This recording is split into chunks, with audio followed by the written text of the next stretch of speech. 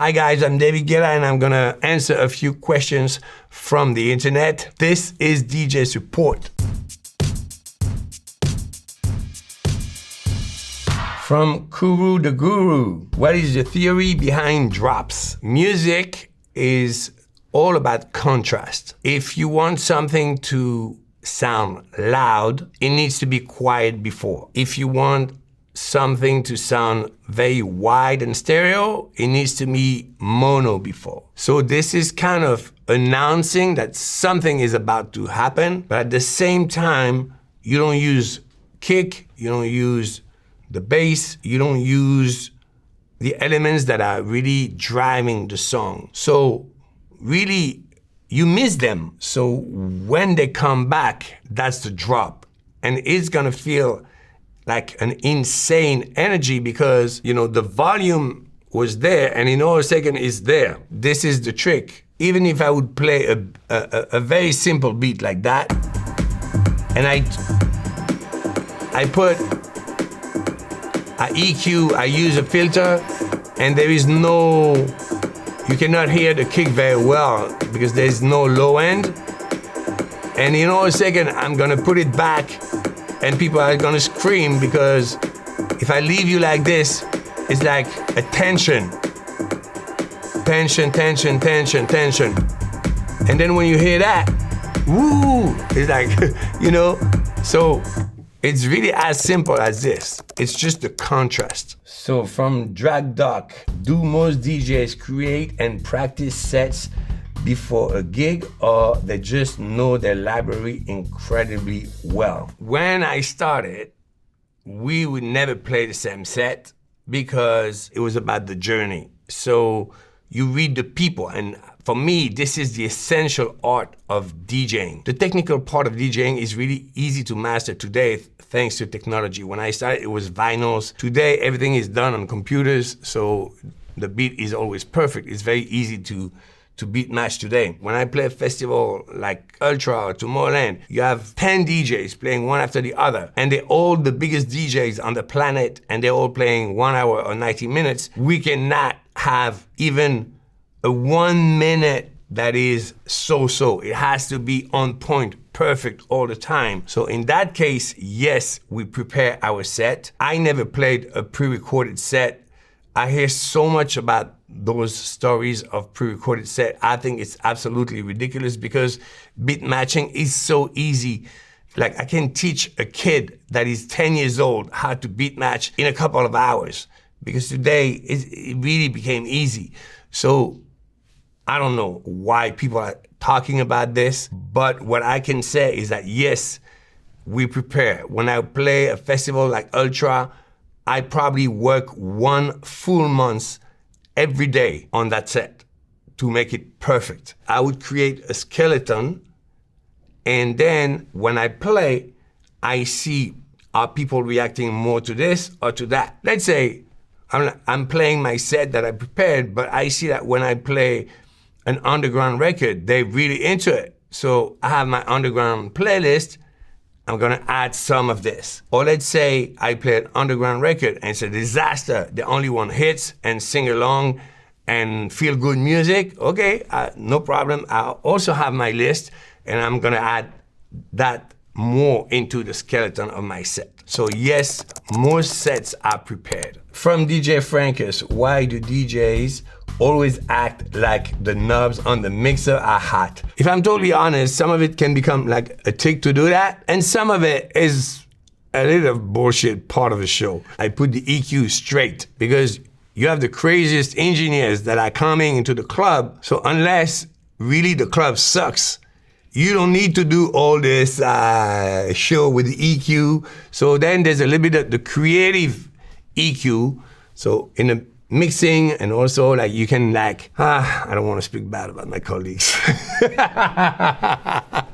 But I think a lot of this is for the show. Let's say it like that. From Lexan Beats, how do you read the crowd when the club isn't vibing? That's a good question. Actually, this happens even to me. What you would do is try different things until one thing is reacting. And when that record is reacting Well, you have your different playlists, and let's say you play a tech house record and it's reacting when you've been playing techno and it was not reacting. Well, then you go to best of tech house of 2025 in your playlist, and then you play more of that style. And this is why pre-recorded set makes no sense, because you need to be able to try different things until you win. And when you win, you make them happy. And once they're happy, then you can take them where you want. From Nap Lover, what's the difference between playing at festivals or clubs? So usually when you start to DJ, you do parties with your friends, and then when you become more professional, you play clubs. And if you become very famous, you play festivals. I started as a resident, I would play 8 hours every day, 6 days a week. When I play a festival, I play 90 minutes because people want to hear my music. The same way you have a festival. Imagine you have the Rolling Stones and AC/DC. Well, you want the Rolling Stones to play Satisfaction. You want the AC/DC to play Highway to Hell. They're not gonna do in a festival little jam and play their favorite records from different artists. Well, it's the same for festivals. When you play a festival, people want you to play exactly your sound, because this is why they're buying tickets. And usually, because the crowd is so much bigger, you have to play more energy, because of course you need more energy to move 100,000 people than to move 200 people.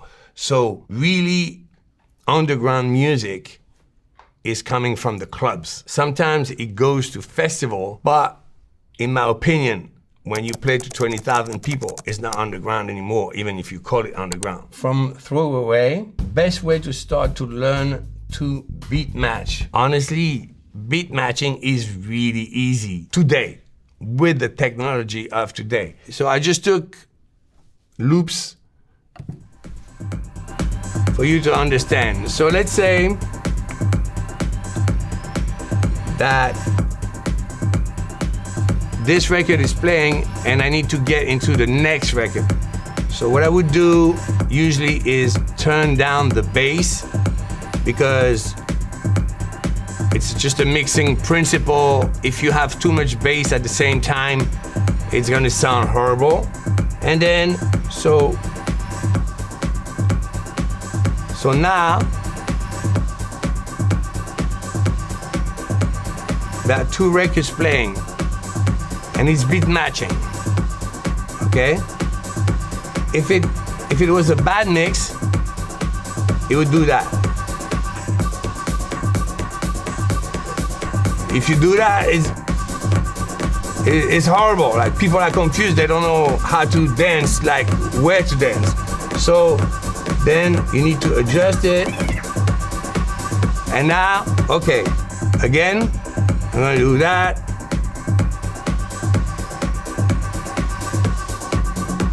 And then I can go to the other one.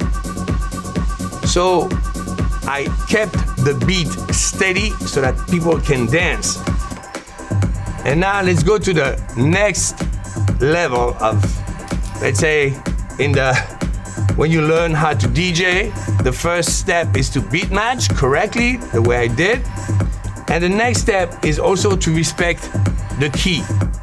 So then you need to know a little bit about music theory. So this is in C minor. This one is in F sharp minor. So maybe you don't hear it, but it's off key. It's not pleasant. So I'm gonna now put it in G. Now listen. This is pleasant. So not only is beat matched, but it's also in key, because G is in a chord. We call this a fifth. So it's a perfect chord. C and G goes perfectly well together. So if I hear a DJ do that, I'm like, okay, this guy is good. Someone asked what they're hearing in the headphones when they're playing a set in a loud venue. Again, let's say I'm playing record A, which would be this one. I would use my headphones to listen to record B and make sure that I started the record at the right time and that it's beat matching correctly. And I'm gonna check this in my headphones because I don't wanna mess it up and just launch it and put it there and I think it's right, but maybe it's not right. So it's like an insurance policy. You wanna make sure that your mixing is on point.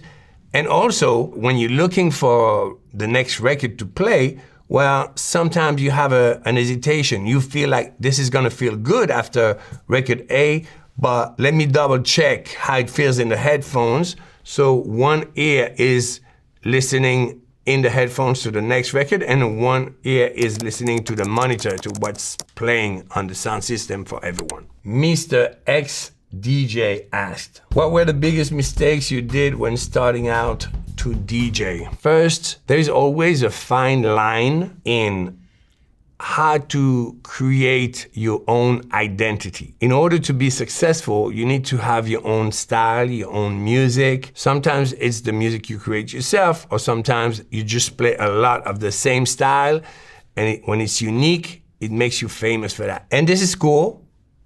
But what I see a lot is sometimes people so want to create their identity and so want to be cool, they don't even care if people are liking it or not. Especially in the time of today, because it's filmed, they care more about social media and how people are gonna perceive this behind their computers or their phones instead of playing for the people that are in front of them. So, okay, you wanna be cool and unique, but you don't want to forget why people are paying you.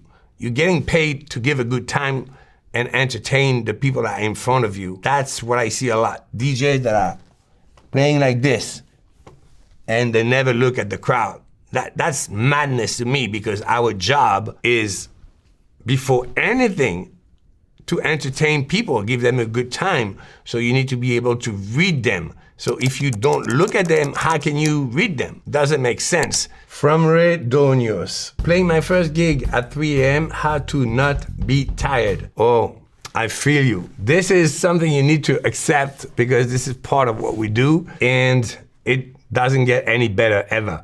Because first there's working at night, and then when you become very successful, you need to travel and be jet lagged. So yes, it's, I'm sorry, my friend. There's no perfect solution, but there is one okay solution, which is what I do when I play late nights. I do what I call a disco nap. I sleep 1 hour, no more, before the show. And then I take half an hour so I don't arrive like a zombie. This is a big problem in our community, because we all have the worst sleep patterns, because of course, when you sleep before your show, then when you go home, you're not sleepy anymore. Man, don't take Zolpidem, it's not good for your health. From Keep the Bronze Sheep, can someone help clarify the difference between mixing, remixes, and producing? Some people think that DJs are creating the music live with the turntables, which is not true. Some people think that when I make a record, I'm just remixing it or mixing it, which is also not true. Let's be clear. So mixing two records together means there's one record that is playing. Most DJs are playing other people's record. You play one record and then you need to do a transition to the next record. So you mix the next record in, and there's a technique for that that is called beat matching. So that's mixing. Remixing is when you create a new production around an existing vocal. You take a famous song that everyone knows, but instead of playing the original version, you play a version that you created yourself with your own style of music. When you say someone is a producer, it usually involves all the different steps. Composition is usually simply chords played on the piano or the guitar, a little melody. Songwriting is the song, its melody, and then later when you have that, you produce it. The production is the choice of sounds, the choice of arrangement that is gonna make the song go into this style or that style. So for you to understand, if a song is great, I can produce it in so many different ways. I can make it a ballad, I can make it an EDM song, I can make it a reggae song. This is only due to production. From Totally Not a Girl, how do you make a set? I compare this to a fashion show a little bit. Let's say there are 2, 3, or 4 seasons in a year. So when it's the beginning of the season, in my case, usually it would be around March. This is what is going to be my summer collection. So before Ultra, I work like maybe a full month creating a set, and then I'm playing it at Ultra. I see what works, what doesn't work. Then I have my season in Vegas. I see what works, what doesn't work. Then I'm using some of this to play my season in Europe, in Ibiza, and I have then probably 50% of my set, I have to play a little more underground for Ibiza. So then at the beginning of the season, I have a set, and every time I'm writing down what works and what doesn't work. And then I'm like, okay, this record, out. This one works really well. Okay, that hot new sound, I was not expecting it to work that well. I'm gonna put more of that style. And then what happens is every week, the set is getting better and better and better. And then in August, it's gonna be so fucking perfect that I'm getting bored of it. From DJing, are Jogwheels essentials? Well, I guess this is the Jogwheel. This is actually coming from the idea of vinyls, because it was a similar way to mix, and you would like, if it's not perfectly beat matched, you would move the vinyl a little bit forward or backward until it's perfect. This is one technique that comes from the old school way of mixing. There would be a possibility to use other ways, but I think this is very practical. So yes, it's useful. Okay, those were all the questions. Thank you for watching DJ Support.